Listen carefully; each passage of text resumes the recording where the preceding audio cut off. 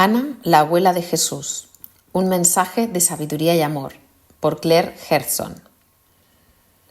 Capítulo 3. Los esenios de Jerusalén y el Monte Carmelo. Con el paso de los años y entrando de lleno en mi experiencia humana, pasé por muchas pruebas del alma y algunas veces vacilé. Mi progreso constante llevó a mis sabios maestros a introducirme a un místico que vivía dentro de la ciudad amurallada de Jerusalén. Mi nuevo maestro se llamaba Juan. Ese es el nombre que voy a utilizar ahora, aunque con el tiempo llegué a conocerlo con otro nombre. Nos recibió a mi hija, ahora de 13 años de edad, y a mí bajo su ala protectora. Su jovial y devota esposa, Ana Isabel, hizo espacio para nosotras en un pequeño trastero ubicado en el ático de su vivienda de piedra. Vivir en el ruidoso Jerusalén fue un duro despertar, pero aprecié la oportunidad de profundizar en los misterios de mi alma para despertar, recordar y cumplir mi parte. Lo que antes había sido una ciudad orgullosa era ahora una ciudad quebrantada y su antigua gloria un recuerdo lejano. Después de haber ignorado las repetidas advertencias del profeta Jeremías, Jerusalén había sido devastada por los soldados babilonios de Nabucodonosor en el transcurso de 3 sucesivos asedios. El sufrimiento que nuestro pueblo había experimentado durante esos 20 años, desde el 605 al 585 a.C., es indescriptible. Muchos murieron y muchos más fueron llevados en cautiverio. Otros habían huido para salvar sus vidas. Solo los pobres permanecieron. Esta era la situación en Jerusalén cuando el profeta Jeremías escribió su libro de las Lamentaciones. Y esta era aún la situación en Jerusalén cuando yo llegué en el año 583 a.C. Permanecí en Jerusalén 24 años. A pesar de que había mucho descontento y ocasional violencia en la ciudad, yo prosperé allí. El templo estaba en ruinas y las calles estaban agitadas con el regreso de los que habían huido. Sin embargo, aprendí a permanecer en calma y centrada en mi ser, sin importar lo que mis sentidos percibieran que estaba ocurriendo en el exterior. Juan era albañil de profesión y también escriba y lector de la biblioteca del templo. Era estimado por la mayoría de los compañeros con los que trabajaba porque tenía una forma de ser que calmaba las muchas facciones discordantes de judíos y gentiles. Juan era, en su mayor parte, una persona muy amable y sin pretensiones, dedicada a Dios. También era inflexible sobre ciertos principios de la ley, tal como él entendía los escritos antiguos, y lo compartía con los sacerdotes y jóvenes que venían a educarse y formarse para convertirse en rabinos. Me recordaba de alguna manera a mi padre, y de esa manera cubrió una necesidad de atención y cuidado para Auriana y para mí. Juan trabajaba en la restauración de la biblioteca del templo, que había sido destruida por los conquistadores babilonios, cuya presencia continua se sentía como un lecho de espinas. Siempre parecía tener energía ilimitada, dormía poco y rara vez se fatigaba. Yo deseaba saber su secreto. Como si supiera mi intención, Juan comenzó a aparecer en mis sueños. Estos sueños eran tan reales como la vigilia. Me tomaba del brazo y me llevaba a través de puertas y pasillos a grandes salones de aprendizaje, donde había seres con vestidos blancos y con rostros llenos de tal luz que al principio era difícil percibir sus rasgos humanos. Qué maravillosos eran estos encuentros. Cuán agradecida estaba de estar con un maestro de maestros. Qué agradecida estaba a los sabios que inicialmente me dirigieron a Jerusalén. A medida que las semanas y los meses fueron pasando de esta forma, yo también comencé a experimentar que necesitaba dormir poco. Me despertaba solo después de unas pocas horas de descanso profundo. Sentada en posición vertical sobre mi cama, me sentía totalmente animada. Mi corazón latía fuertemente a los antiguos ritmos de mi alma. Me gustaba meditar sobre la corriente de luz y sonido, cargando cada célula, y entonces Juan aparecía etéricamente y me acompañaba a uno de los muchos salones de registros. A veces, antes de encontrarme con Juan, me sentía flotando hacia arriba y miraba hacia abajo mi cuerpo que yacía dormido o sentado en meditación. Me di cuenta de que un cordón de plata elástico me unía a mi cuerpo. Yo era libre de ir a cualquier parte. Estas experiencias fuera del cuerpo suelen llamarse viajes astrales. En el salón de los registros, Juan abría los pergaminos y me enseñaba a descifrar símbolos y lenguajes. Así fue como comenzó en serio mi formación etérica como escriba. Mis tareas diarias ayudando a Ana Isabel con su ajetreado hogar parecían pasar fácilmente. Mi meditación sobre corrientes de luz y sonido altamente refinados y sutiles sostenía la fuerza de mi cuerpo. Encontraba poco tiempo para socializar y eso estaba bien para mí. Mi deseo era adquirir esa mayor sabiduría que se estaba abriendo para mí. Aunque no había muchas mujeres en mi vida exterior con las que podía compartir mis pensamientos más íntimos, había en los retiros interiores muchas mujeres a quienes llegué a amar. Disfrutaba de su compañía, a pesar de que los ojos no iniciados no podían ver a mis compañeras. Algunas de ellas os las presentaré a medida que continuemos nuestro camino juntos, porque son personajes clave en el desarrollo de nuestra historia. Eran pocas las mujeres que conocí en el mercado o en la sinagoga que tenían acceso a la educación que yo estaba recibiendo de los grandes seres. Aunque estrechamente ligadas a sus hogares, la vida de la mayoría de las mujeres parecía dedicarse a la adquisición de modales y estatus.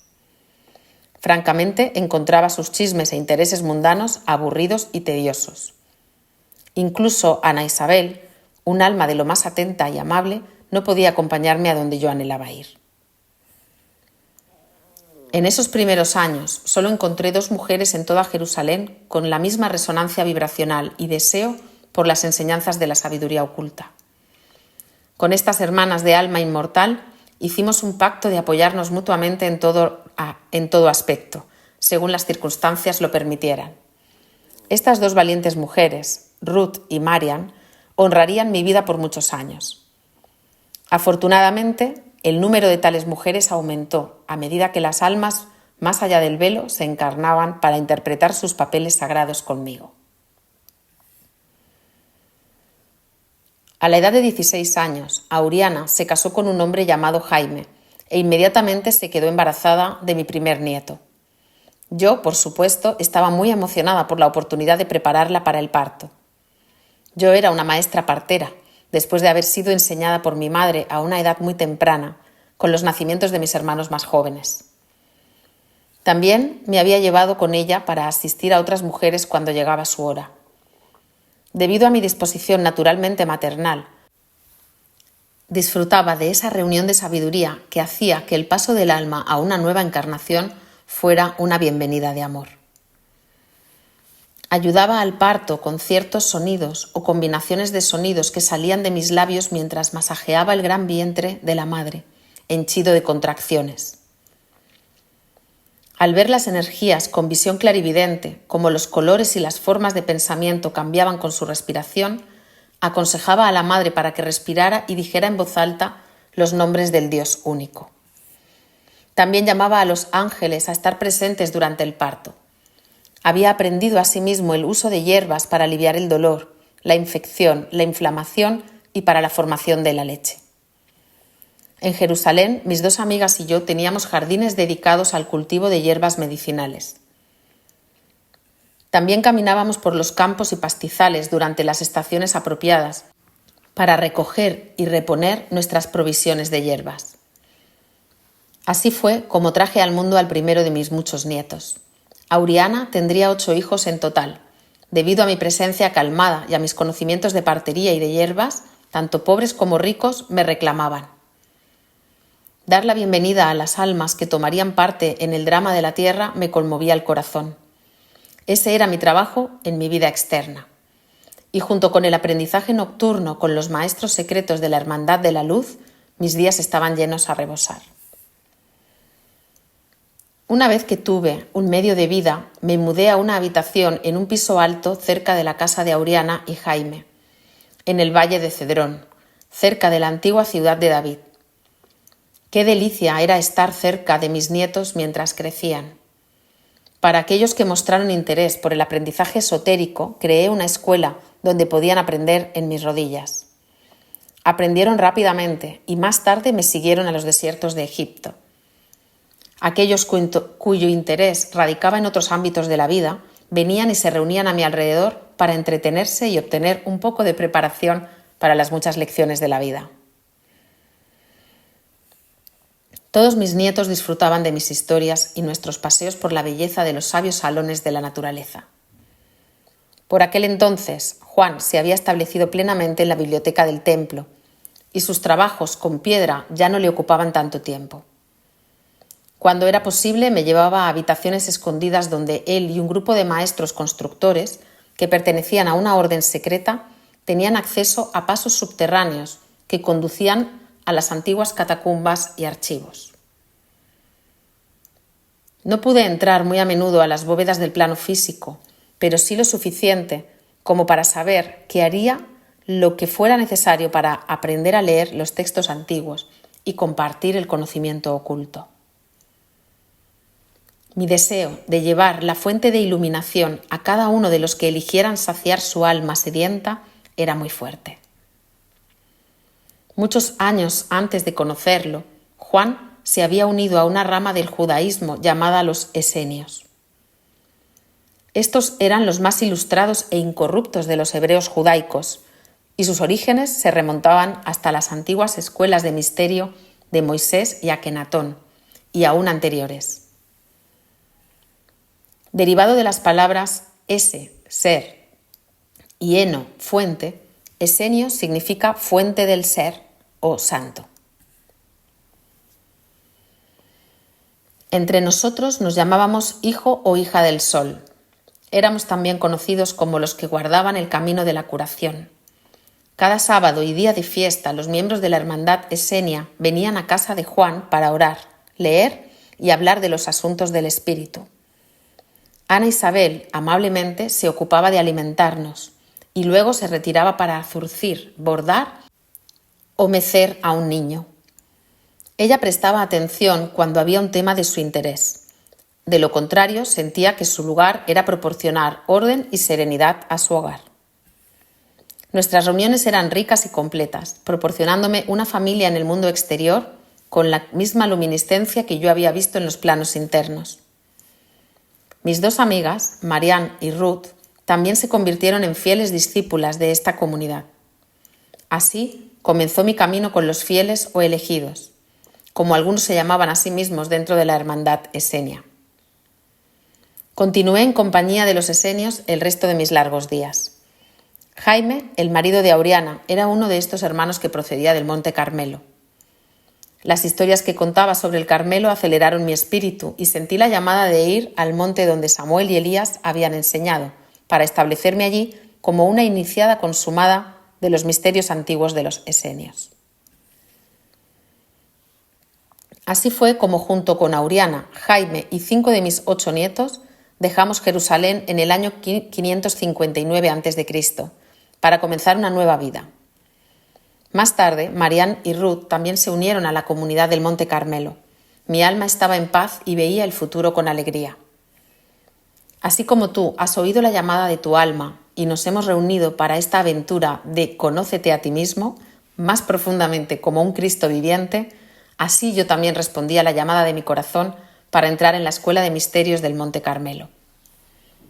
El Carmelo, como llamábamos a nuestro monasterio, es una de las escuelas de misterio más antiguas que ha sobrevivido al nacimiento de numerosas civilizaciones. Ha conservado el linaje que contiene los códigos del Grial, de la Ascensión y de la Encarnación, a través de la cual la Divina Madre da a luz a la conciencia crística durante los ciclos cósmico, solar y planetario. Ahora voy a compartir contigo, amigo mío, mis recuerdos del Monte Carmelo junto al mar. Con gozosa gratitud caminaba por las bellas colinas del Carmelo, recogiendo los dulces lirios del campo y una variedad de hierbas con las que preparaba medicamentos para la comunidad monástica que seguía la forma del maestro de lo correcto. Nos esforzábamos con gran disciplina y dedicación en expresar el poder de Dios dentro de nosotros a través del uso legítimo de la energía, aplicando la palabra de Dios con franqueza y compasión, y por tanto, trayendo un aura de paz a una tierra devastada por la guerra. Viví 39 años en el Carmelo, antes de ir a Egipto para realizar iniciaciones avanzadas y formación especializada. Durante ese tiempo tomé mis iniciaciones de prueba bajo la tutela de Salomón y Eloísa, una pareja dedicada completamente al Creador. Ellos me enseñaron a mantener la calma cuando mi corazón se aceleraba por miedo cada vez que las tropas de los soldados llegaban al monte. Ellos me inculcaron perdón y compasión cuando los recuerdos brutales de mi juventud desgarraban mi mente. Abrieron mi libro de la vida y me ayudaron a recordar la ley del uno, el único Dios, yo soy. Entrenaron mi mente, cuerpo y alma a estar alineados con el mayor bien de nuestra comunidad. Así fue como con gran amor viví y aprendí en mi amado Carmelo. En ese momento había relativamente pocas parejas en comparación con los individuos que optaban por ser célibes.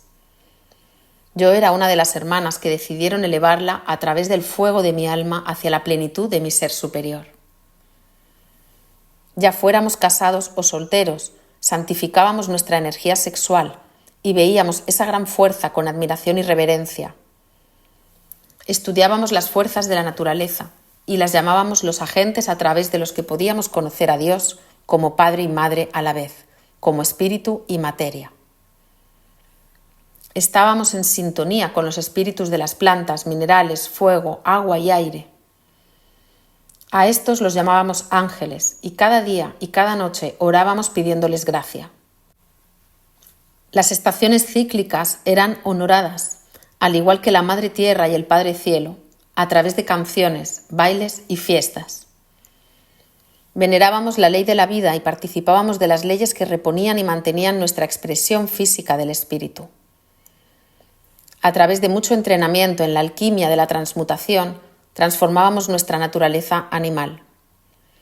Elevábamos nuestros sentidos para percibir más allá de los velos físicos de la lujuria, la ira y las necesidades dualistas. Participábamos en rituales de limpieza de nuestras mentes y cuerpos interiores y exteriores. Teníamos mucho conocimiento sobre hierbas, simples alimentos crudos y prácticas de horticultura que nos mantenían a lo largo de las estaciones. Cuando no estaba ocupada en la transcripción de registros en la biblioteca, asistiendo a los enfermos en la enfermería o atendiendo algún parto, me gustaba ir a las colinas a recoger hierbas y semillas que luego plantaba en nuestros jardines comunitarios.